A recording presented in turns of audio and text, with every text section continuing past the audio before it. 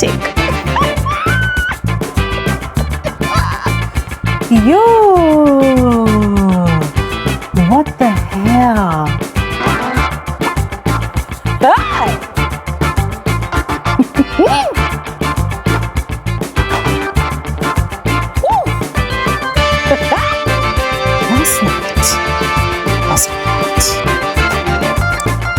Ladies and gentlemen, last night was spicy.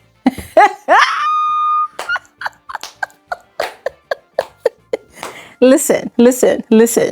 Think of this video as the part 2 of the aftermath of the pool party, all right?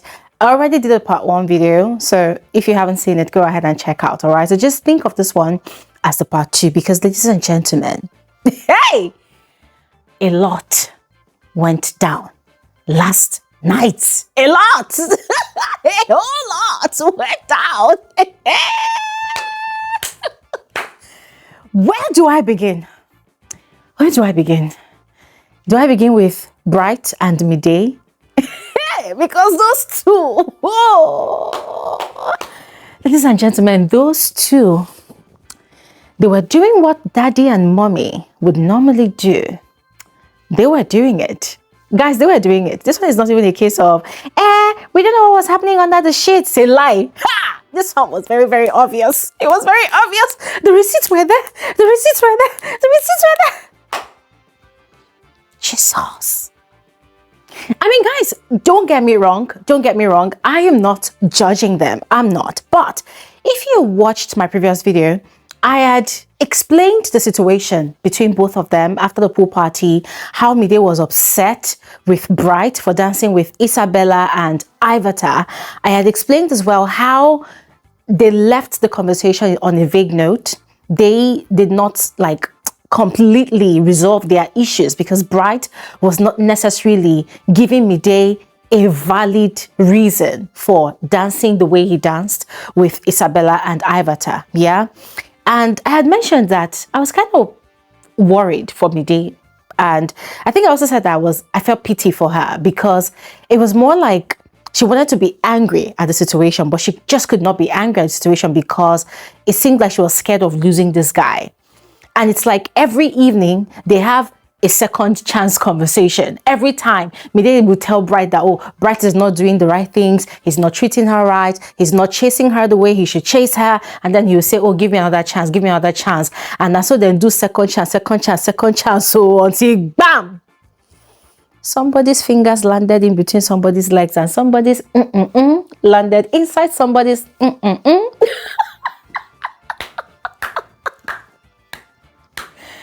Yo, ladies and gentlemen, hey, hold on a second. Let me balance well for this gist. Nah, for real, man, for real. You know what? Yeah, there are a lot of things I want to say, but I am trying so hard not to say them so it doesn't come off as though I'm being judgmental because at the end of the day, they are both adults. They are consenting adults, right? So whatever they do, I believe that it is very consensual. If, of course, it was consensual, but guys, okay, let me just say, yeah, I'm kind of worried for Midday in the sense that you can tell that she so badly wants to be chased, pursued, given attention, like the way Dede gets attention from Kola and these other guys that, you know, she's friends with in the house. You can tell that she really wants that because she believes that she deserves it. She believes that she's a fine babe. She believes that she should definitely be placed on this very, very high pedestal and worshipped. But unfortunately for her, she ends up with this guy, Bright, who equally believes that he is a demigod and should be worshipped by the women in the house. And that is why Dede drives him so crazy because she does not see him like that. She does not even see the guy. She does not even see his existence in that house. And so here I was thinking that Midday especially was going to, you know, make it difficult for this guy. Like she wasn't going to easily give away the cookie to him. But then sadly, She has proven more than once that she can't really control herself with this guy. And she knows, because she admitted it to herself and she told it to him, that she can't really control herself around him. She told him. So she knows that he's like her soft spot in that house. Chai! Oh, wow. Hi!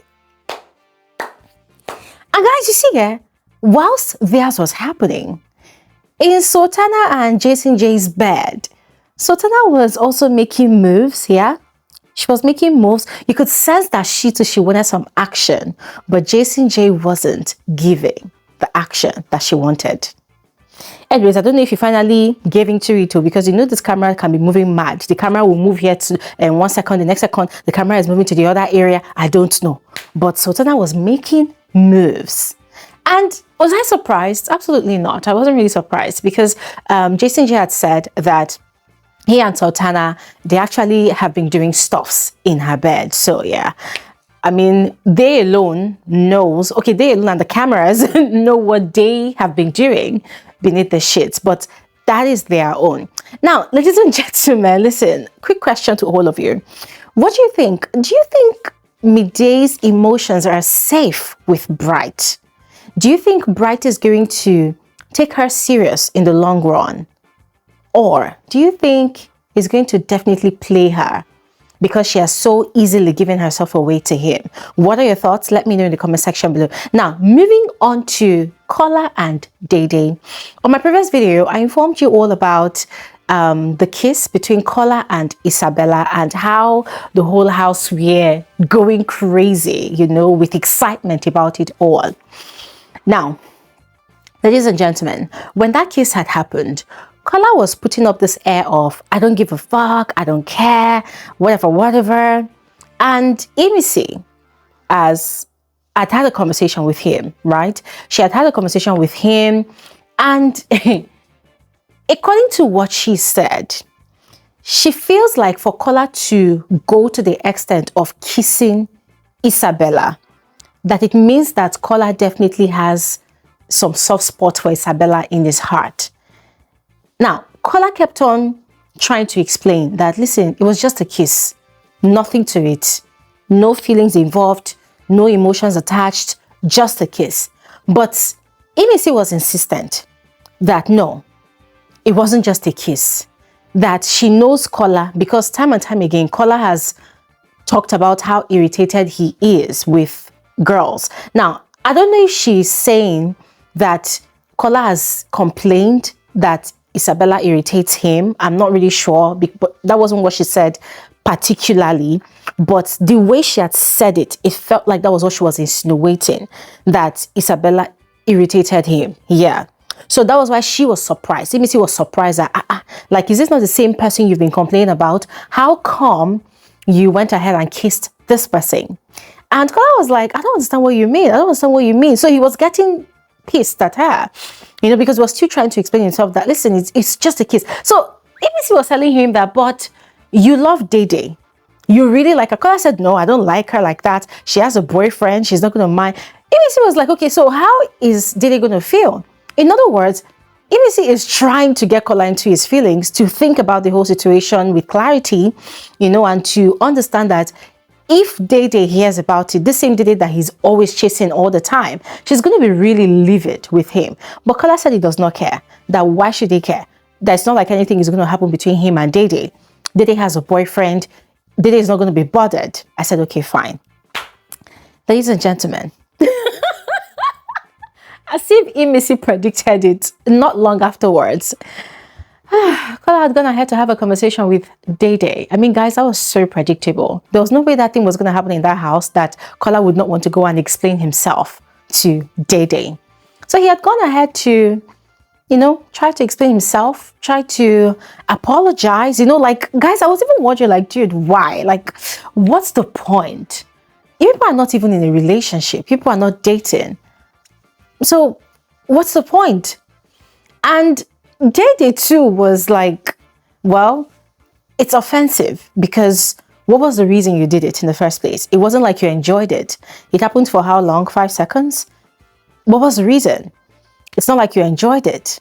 If you had fun during it, that's a different case, but you did not. So now you're regretting, you're talking to me about it. What do you want me to do about it? You fucked up, you know? So if you interpret everything Dede was saying, for her, it was more like, listen, if you want to do bullshit, do it with your full chest. Don't do it, and then you come back, and then you start crying in regret, and then you start seeking sympathy or empathy. What's my business there? I'm not bothered.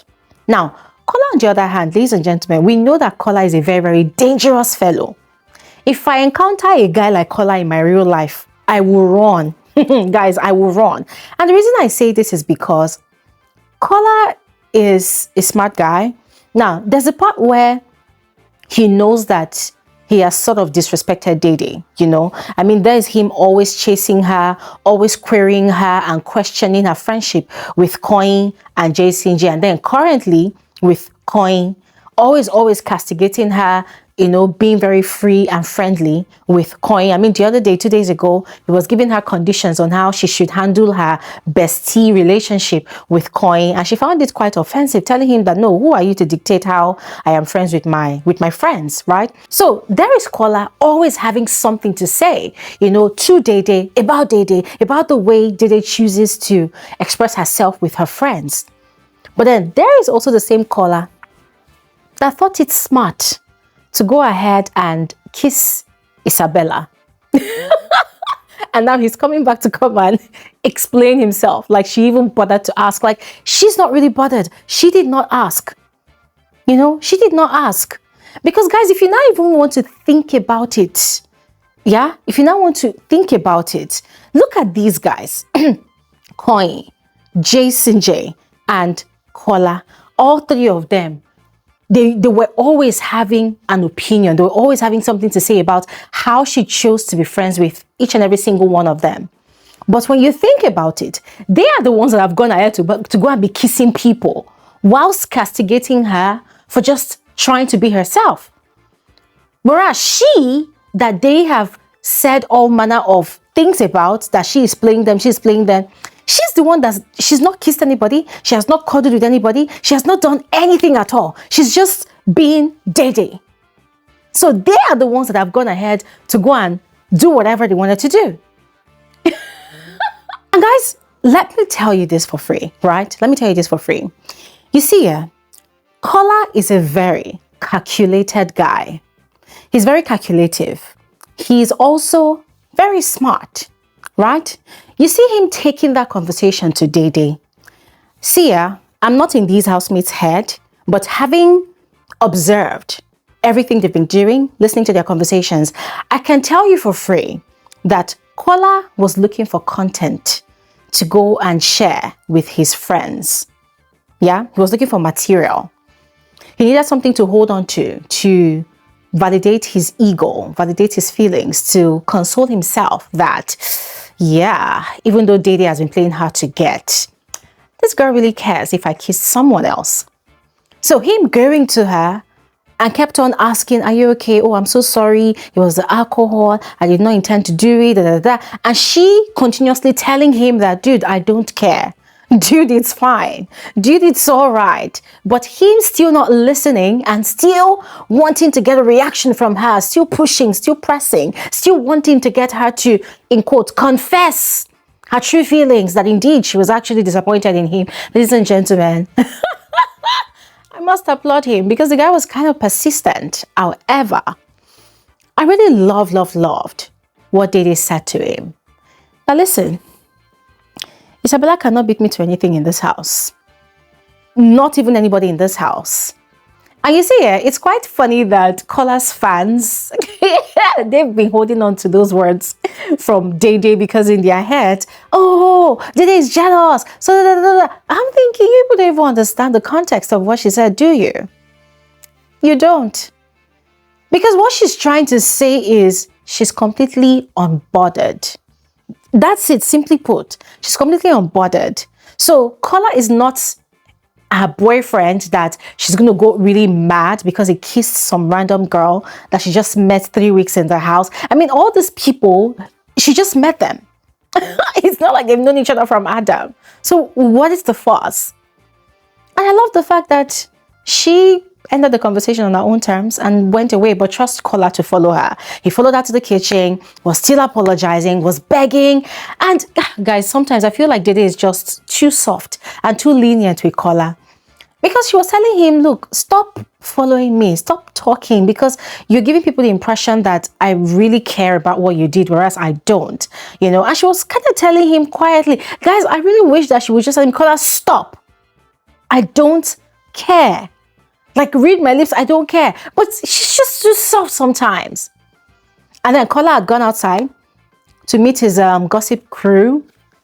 K-Bobo is not really a part of his gossip crew, but it happens that K-Bobo was there. His gossip crew are Mensen, Isabella, and Imisi, you know. So he went outside to meet them. He was forming speechless because he kept on asking him, what's the feedback? What did you, the woman of your dreams, did she accept your explanations? Kola was not necessarily responding to them, you know, but he was really upset with Imisi because Imisi was really doing the most, you know, when that whole kissing thing had actually happened. So, ladies and gentlemen, I looked at this whole situation, and as exciting as it is, as content-filled as it is, I kind of feel worried for Dede because we know who she's dealing with here.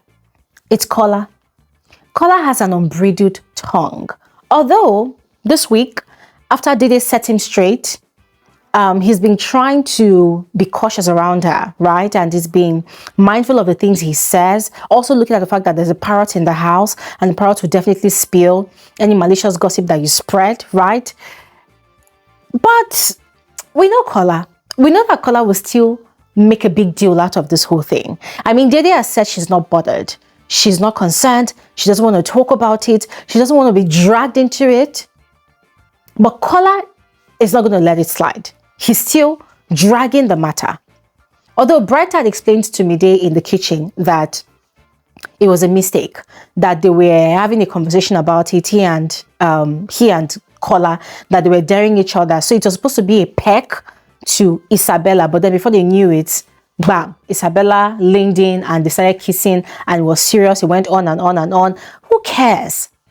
I mean, it doesn't really matter. If they even smashed in the house, who cares? It doesn't really matter. At the end of the day, they are two consenting adults. But then, Dede has got a lot on her plate this weekend. In fact, from today to this entire weekend. Because Kola is not going to let it rest. Kola is still going to continue talking about it. And we know how Kola spins narratives. He's going to be giving the impression that, oh, Dede is angry that he kissed people. But then, here is my joy in particular about this whole situation. My joy is what these housemates and what these guys have been accusing Dede of. It turns out that they are the ones that have actually done it. Yup. In private and in open. They are the ones that have done it. Koyin is the one that has kissed Sultana. And what's his name now? Jason J, even though he's still forming anger against Dede till now, he's the one that has kissed Sultana not once, not twice. They've been doing stuffs beneath the sheets.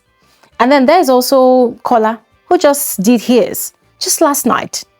So at the moment, Dede is, let's put it this way, the last man standing that is yet to do anything shady.